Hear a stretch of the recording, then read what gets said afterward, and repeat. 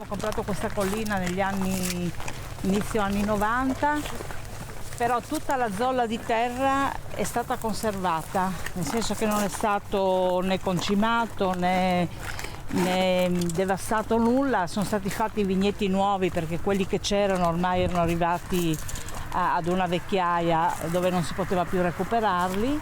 Qua siamo proprio in quello che è l'area proprio di Prepotto, quello lì è il paese di Prepotto, piccolissimo paese che ha 800 abitanti, che si snoda poi tutto verso la parte collinare, dove non c'è più abitazione ma è solo bosco e c'è soprattutto terreno carsico. Voi vedete là in mezzo c'è il castello di Albana, che è una fortificazione molto antica, da poco è stata restaurata. Di fronte, dove c'è quella torre, proprio di fronte a noi, c'è la Slovenia. Questa è la cosa più bella di questo territorio, dove, come potete vedere, c'è la vigna, però non solo la vigna, non è un mondo fatto solo di vigne, è fatto di boschi, di frutteti, di orti, e credo che questo, il tema della biodiversità, della conservazione di un territorio è molto importante, perché noi abbiamo una grande responsabilità noi produttori. È vero, noi facciamo il vino, ma prima di tutto dobbiamo essere contadini e custodi anche della terra. Tutto quello che circondava l'azienda, dalla mucca all'orto, a quello che adesso chiamano un'azienda biodinamica, una volta era scontato che fosse così, perché non c'erano negozi per andare a comprarsi le cose, a Prepotto c'erano 2 negozi e adesso ce n'è uno. E al fatto che non c'era industria qua intorno, pertanto il contadino, oltre a preservare il territorio, era custode anche di tanto sapere, sapeva tante cose, perfino come si facevano i cesti, perché anche i cesti per le vendemmie si producevano in casa.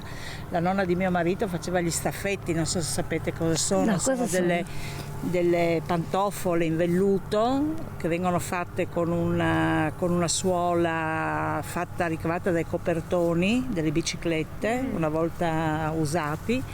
E dunque si veniva su quello che era oggi il tema ecologico, quella volta veniva interpretato veramente bene, cioè era una necessità ed era vero. Oggi si cerca di starci dietro, però effettivamente poi è giusto che ci sia una buona fede, però credo una volta era la necessità che imponeva questo consumo limitato di tutto e pertanto anche il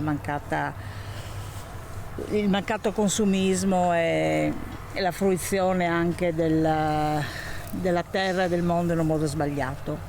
Io e mio marito abbiamo iniziato nell'84 con questa filosofia del vino naturale, del vino biologico. A tutt'oggi nel 2020 sull'etichetta non c'è scritto, è una scelta nostra quella di non scriverlo, perché comunque chi fa un vino naturale non ha bisogno di proclamarlo, deve essere una cosa che tu fai prima di tutto per te, come mangiare bene, tu mangi bene per te, non deve saperlo il mondo. Qualcuno dice: ma io come faccio a sapere che questo vino è biologico? Va bene, allora tutti i nostri in questa filiera, chi è dopo di noi, ad esempio Roscioli piuttosto che un altro, racconterà venendo qua quello che ha visto e sarà il portavoce del nostro lavoro. Oppure quando vengono i nostri portatori, i nostri clienti, la prima cosa che facciamo è portarli proprio in vigna per far capire come funziona la nostra azienda, come faremo adesso con voi. La ribolla gialla viene usata assieme al friulano, il Tokai, per produrre il Sacrissassi bianco in una percentuale che è del 30% della ribolla e 70% invece di Tokai.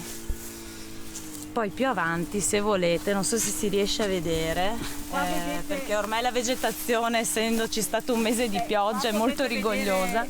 Ecco, lì si vede la marna. La natura del terreno marnoso. Sì. Ecco. Anche se vuoi vederla da qua, questa è proprio,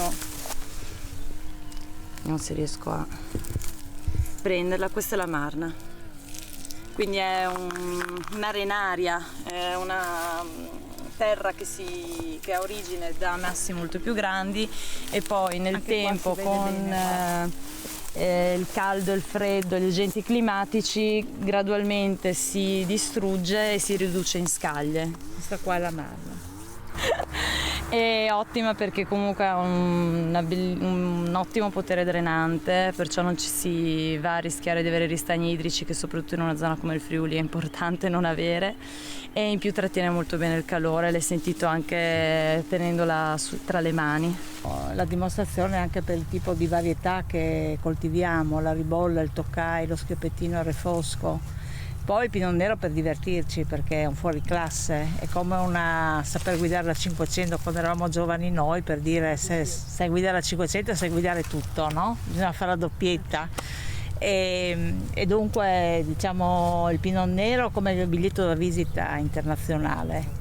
Il Merlot, l'altro vino rosso che facciamo, per noi non è un vitigno straniero, il Merlot. È un vitigno autoctono a tutto dire, perché mia suocera, che era una donna del 1926, conosceva meglio il Merlot che lo schiopettino, perché il schiopettino c'erano 4 vigne qua, era proprio una piccola produzione che non era fatta per essere venduta, ma per essere bevuta in casa. Ma allora guarda, io direi che noi coltivando 5 vitigni sono tutti 5 figli amorevoli. No, amorevoli sì, perché effettivamente abbiamo scelti, non facciamo Cabernet perché non ci piace, non facciamo altre varietà perché non ci piacciono. Scegliere solo 5 vitigni in Friuli ti assicuro che è difficilissimo.